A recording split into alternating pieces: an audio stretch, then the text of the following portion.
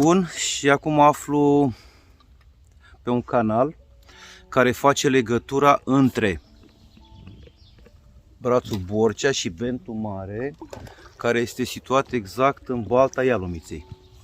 Este prima oară când vin pe acest canal și cu toate că stau în această zonă de ani de zile. Dar acum am prins cota undeva de 360 de centimetri și se poate ajunge în Bentul Mare pe acest canal. Să vedem la final ce o să cam așa arată. Acolo este intrarea în spate din braț și să întorc camera, soarele, și cam așa arată acest canal. Și o să pornesc motorul și să mă îndrept către Bentul Mare. Cred că sunt de aici vreo 100-200 de metri, cred că ceva de genul ăsta. Vedem acum, e prima oară, v-am spus când vin în această zonă. Cam așa arată. Și o să încerc să dau, am și două bețe la mine, să încerc să dau la plută, vreo 20 de minute, o jumătate de oră.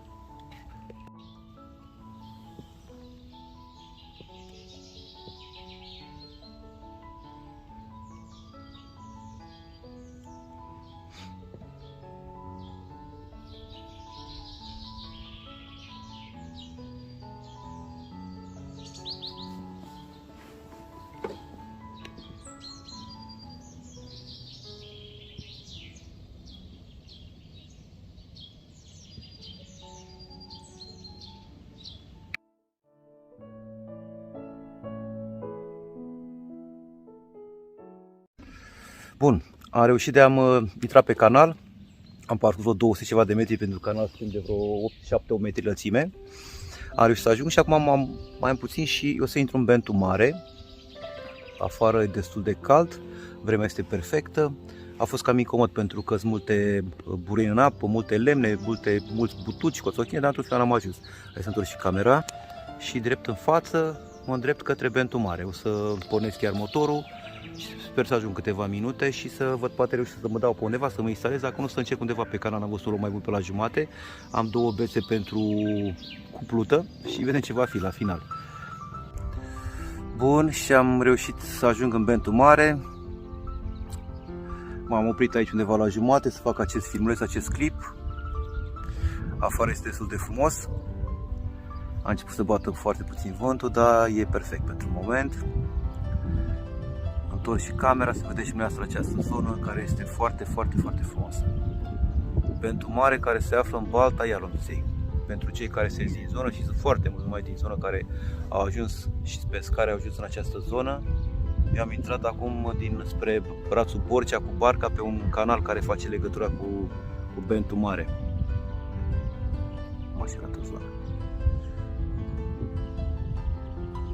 E timp acum pentru o bere, nu știu, poate trebuie să-mi fac un loc unde să dau măcar cu două beri să nu zic că n-am dat și să mă retrag undeva pe gârlă să-mi găsesc un loc pentru mai instala pentru la noapte.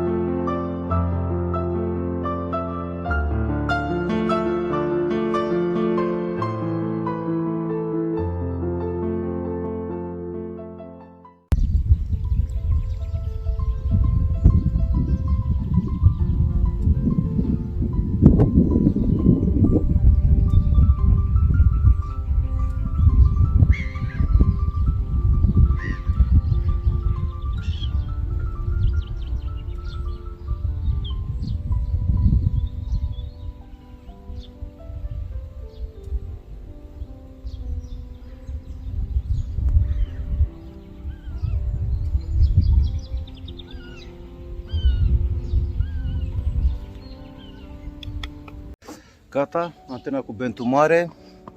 Am ieșit puțin din ele și acum am întrebat pe canalul care face legătura cu brațul Borcea. Sunt vreo 200 ceva de metri, mai incomod, e canal foarte îngust, plin de vegetație, de coțochine, de bețe, dar cum am intrat trebuie să ies. Nu am stat undeva de 2 ore, am făcut câteva clipuri, filmulețe și nu am vrut să mă instalez, o să mă instalez pe braț, îmi caut un loc unde pot să dau mai mult la albitură.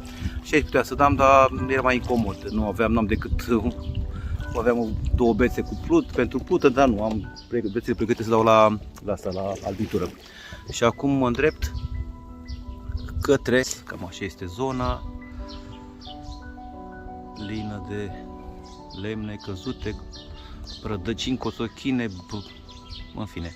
Oricum apa crește și din cauza asta am văzut că și asta mă duce cu barca și mă ducea, mai dus era vreo 10 metri către bent. Apă e multă în pădure, m-am uitat și în dreapta și în stânga și acum mă pregătesc să părăsesc această zonă.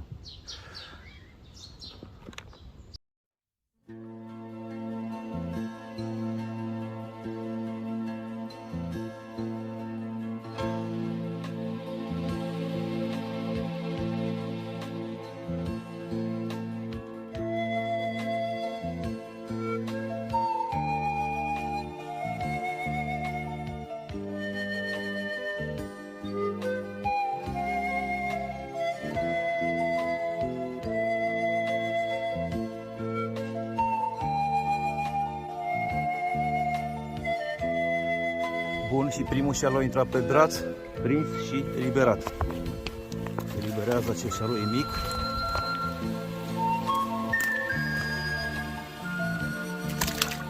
Păticuță frumoasă, prinsă și eliberată.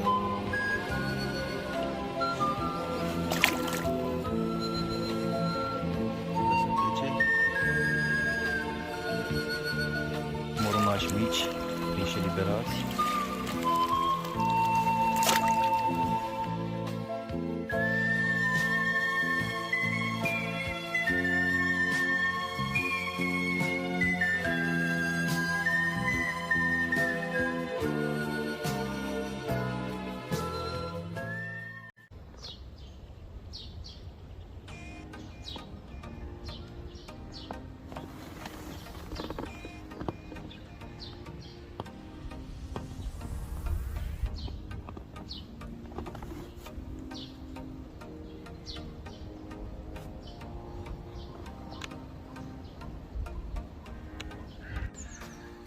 Bun, și sunt pe canalul care face legătura între brațul Borcea și bentul mare. Am oprit să fac acest filmuleț. Cam așa arată canalul, undeva de 6 metri lățime și 7 și depinde de zonă. Și multe buruie, multe coțochine, greu de trecut, dar cum am intrat trebuie să-și ies. Cam așa arată zona.